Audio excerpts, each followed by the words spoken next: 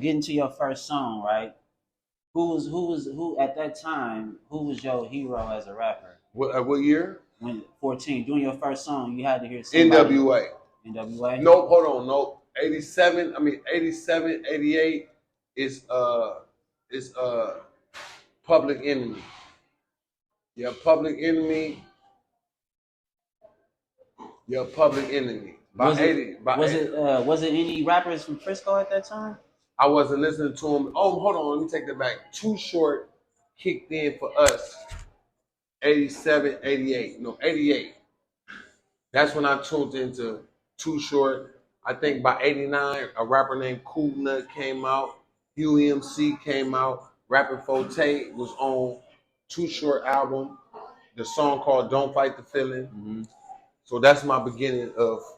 And then E40, I heard his first songs in 88, no, 89, 1990. Mr. Flamboyant. Yeah, all of those songs. Ghetto Boys. My Mind Playing Tricks on. Scarface. Whatever his first song where he had the Scarface song. Yeah. All I Have in This All World. I Have in This World. Bingo. Balls. Bingo. So them Scarface, Parents Don't Understand. I mean, My Mind Playing Tricks on Me. Those was impactful songs first. So that's my beginning.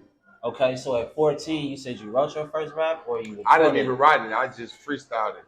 So how at 14 years old, how was you able to record a rap? They had a place in San Francisco called Pier 39.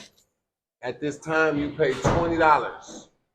Since rap was a new breakout phenomenon, you could pick LL, Run DMC, Public Enemy, whatever the hot song was then. You pay $20 and they give you a piece of paper and you go in there and you say the lyrics, but you're supposed to say their lyrics, and then they had a video to make you feel like yeah, they had that same thing at Great America. Bingo. So it helped you to pretend like you them. Yeah. But when I went in there, me and my guys, we didn't want to say their lyrics. We just said anything that came off the top of our head. So that was my beginning stages of knowing how to freestyle. Okay.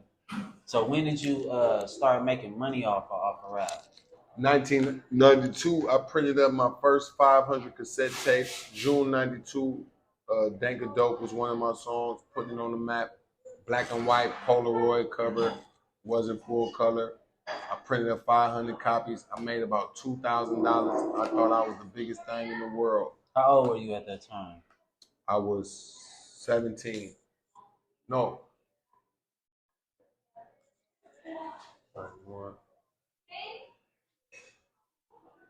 18. Yep, I was 18. Yep, June 92, I was 18. Yep, I was finna be 19 in November. And so you just sold them around Frisco? Or? Yep, I sold them in Frisco and Oakland.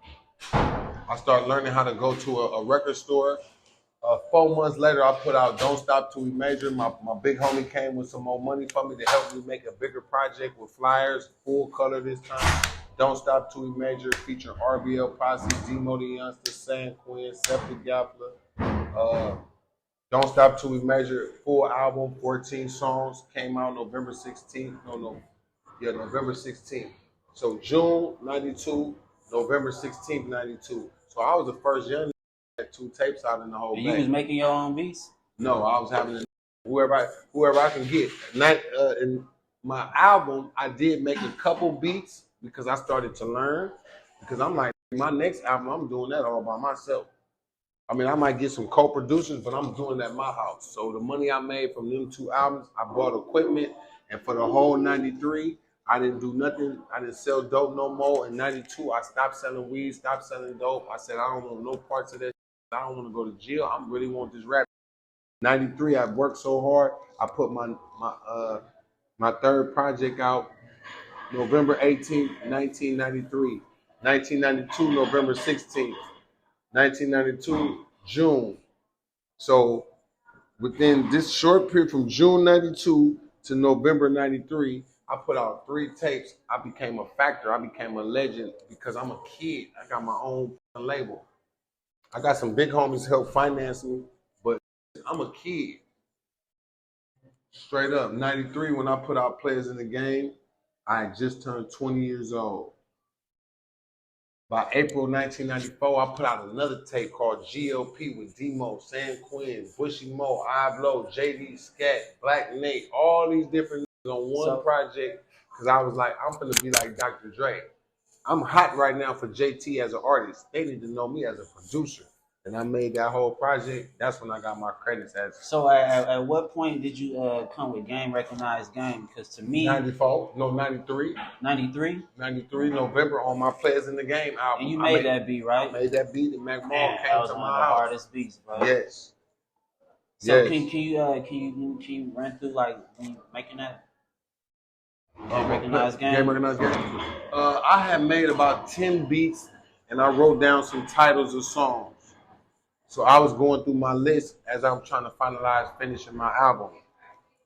I called Kyrie because I wanted to buy a beat from Kyrie, Young Black Brother. Black Brothers. He was unavailable. The next day, Mac Mall called me back. Like, hey man, this Mac Mall, I'm calling you back. The office said you had called for Kyrie. He not here. I'm here. You know, woo woo woo. I'm like, shit. Mac Mall had what he had the players gonna get it together. Illegal business. Yeah. Yep. So when he called me, I was juiced because I'm like, nigga, we listening to your album out here right now. So he said, you can come get me. We can do the song. I drove out there and picked him up from the west side and brought him back to Fillmore, and we made Game Recognize Game. A few months later, after doing Game Recognize Game, I did the remix and shot a video. But before I did the remix, I told Maul, come on, let's do this song is going to be big. I think he felt like he was bigger than me and that he didn't know that song would probably be that big. So when I remixed it and did it on my own and I sampled this hook and made a video and ended up on the radio, he felt stupid. He's not in the video, he's not on the song except on the hook. So I think that was the beginning of him feeling some kind of way like, well, I'm better than JT. I sold more records, yeah, but I made more money. Yeah, you probably a better rapper, that's great, but I'm a better businessman. Yeah. Like I don't have an ego about who the best rapper, nigga. At the end of the day, I need some money for my fucking family, nigga. At the end of the day, so I never had an ego about who better and all that. I never cared, nigga. I need to get my money, nigga. If I know how to do that, then it don't matter who better. Okay. It just don't matter. Yeah, matter. Hell no, I'm going for broke. Hey, so to me, that Game Recognized Game is like your signature sound. It's like it sound like but.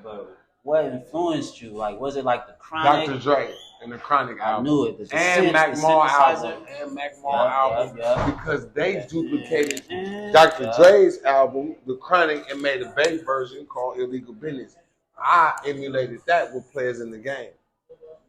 Then I doubled back and did GLP Straight Out the Lab to emulate the Chronic album. Okay. So all of the Chronic and Dr. Dre and his production. That's what fueled me. Ant Banks at that time was popular for Dangerous Dame, Too Short, couple more guys, Ant Banks. But TC, the Enhancer, TC the Enhancer, and TC the one who made Totally Insane album and RBL album. Oh, I thought that was the same person. No. Two different dudes. TC the Enhancer is a white boy that owns a studio. TC had his own studio. Yeah. TC the Enhancer. So TC did all the RBL. Yeah, that's who did RBL. Man, that shit's hard. And he a DJ. TC the Enhancer not a DJ. He's strictly producer, studio owner.